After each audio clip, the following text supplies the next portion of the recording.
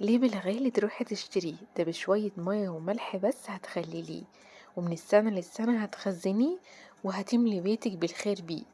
الليمون المخلل بأسهل وأسرع طريقة ممكن تعمليها.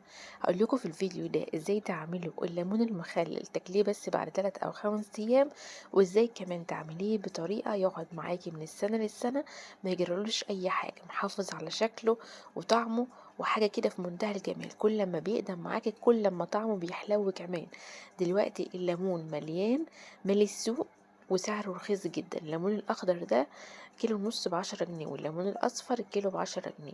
يعني هاتي منه كده واملي برطماناتك بيه، واملي البيت بالخير. بجد بتبقى حاجة تحفة جدا، ووجود المخللات والحاجات دي في البيت حلوة قوي. تعالوا بقى نشوف هنعمله ازاي بأسهل وأسرع طريقة، وكمان بتتبيلة حلوة جدا، وأحلى من اللي احنا بنشتريه من بره كمان. أول حاجة كده هنسمي بسم الله. وعندي هنا الليمون بتاعي زي ما انتوا شايفين كده، أنا جايبة اللي هو ده كيلو ونص ب10 جنيه، يعني رخيص، سعره رخيص. هتبقى منه كميات كده وخزنيه، بيقعد معاكي من السنة للسنة.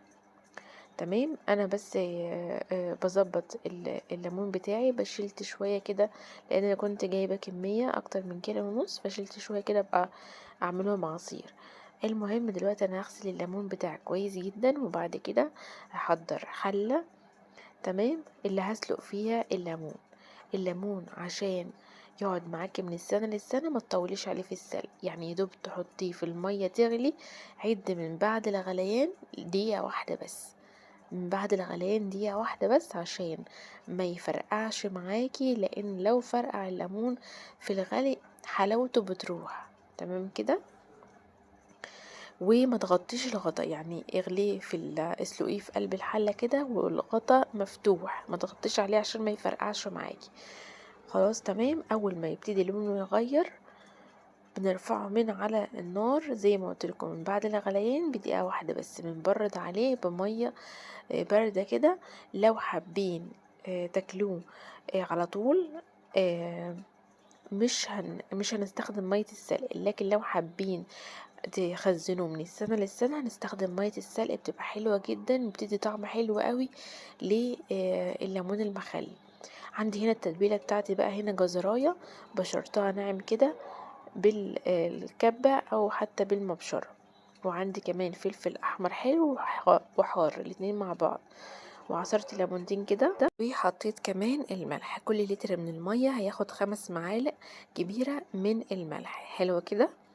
انا هنا استخدمت مية السلق بتاع الليمون، لان انا مش مستعجله عليه، يعني مش عايزاه على طول، يعني مش هاكله على طول، انا هخزنه من السنة للسنة. طيب هيستوي بعد قد ايه؟ بعد اسبوع او 10 ايام بالكتير هتقدروا تاكلي منه. تمام. وهيقعد معاكي من السنة للسنة، لكن انا بقولك الطريقة دي اللي هي تقعد معاكي من السنة للسنة.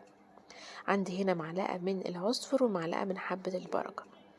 خلاص كده، دي التتبيله بتاعتنا. عندي هنا البرطمانات بتاعتي، طبعا لازم اكون معقماها كويس بميه مغليه وخل، واسيبها تنشف كده في الهواء، او هنشفها اللي هو منديل المطبخ او منديل ورق. خلاص. الليمون بحطه كده في البرطمان، ما بضغطش عليه قوي، بضغط عليه بالراحه بس، يعني يعني بحيث ان هو يتسكن في البرطمان كويس، ما يبقاش فيه فراغات كتير، لكن ما بضغطش عليه عشان ما يطلعش الميه بتاعته، الميه دي اللي هي حلاوه الليمون بتاعي. هنزل بيه التتبيله زي ما انتوا شايفين كده، يعني هنزل بطبقه من الليمون، طبقه من التتبيله كده زي ما انتوا شايفين. طيب انا بقى لو عايزاه ليمون سريع، يعني عايزه اكله مثلا بعد 3 4 ايام ولا 5 ايام، ببرد عليه، بغلي الليمون، ما ببردش عليه، يعني يا دوبك هو يتغلي وهو سخن بحطه في البرطمان، وبنزل عليه بمية عادية تكون متعقمة، مية عادية من الحنفية، بكون معقمة. يعني ازاي بغليها كويس جدا، وبعد كده بخليها تبرد، وبعد كده بعملها نفس الكلام كده زي ما انتوا شايفين، لكن ما بستخدمش مية اللي هي السلق بتاعة الليمون، لان مية السلق بتاع الليمون بتخلي المخلل بتاعك يطول شوية، او بتديله مرارة شوية. فلو انت عايزاه سريع تستخدمه مية عادية متعقمة، او متفلترة، بنغليها ونبردها يعني، ونعمل نفس الكلام ده بالظبط بعد 3 أو 5 أيام بالظبط بتاكلي منه.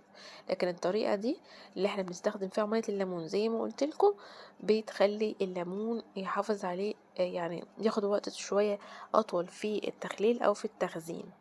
فشوفوا بقى اللي انتوا عايزينه، شايفين شكله حلو قد ايه؟ شكله حلو جدا جدا وطعمه تحفة ومنتهى الجمال، مستحيل تشتريه من بره بنفس الطعم او الجودة دي. جربوا تعملوه في البيت سواء بالطريقة السريعة او بالطريقة اللي هي طويلة الاكل زي ما قلتلكوا، بجد بيبقى تحفة جدا.